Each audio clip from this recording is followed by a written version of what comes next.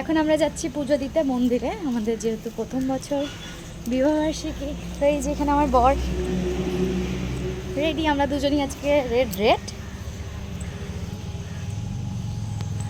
দেখতে দেখতে এই একটা বছর কি করে যে পার করে ফেললাম দুজনেই, সত্যিই অবাক লাগছে ভাবতে। মনে হলো এই তো সেদিন বিয়ে করলাম, এত তাড়াতাড়ি একটা বছর হয়ে গেল।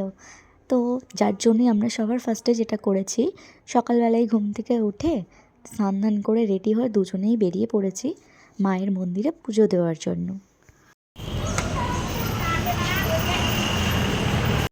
আমরা এসেছিলাম সিদ্ধেশ্বরী মন্দিরে পুজো দিতে।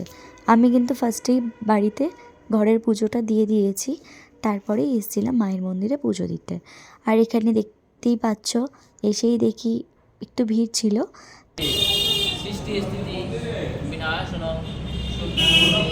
তারপরে আমরা পুজো দিয়ে বেরিয়ে পড়লাম কিছু খাওয়ার জন্য, কিন্তু তখন পুজো দিতে দিতে এতটাই বেলা হয়ে গেছিলো, তখন বাজে 12:30। আমরা সেরকম কিছু না খেয়ে ডাবের জল খেয়েই ফিরলাম বাড়ির উদ্দেশ্যে। তোমরা সবাই আশীর্বাদ করো আমরা যেন সারাটা জীবন এইভাবে একসাথে কাটিয়ে দিতে পারি।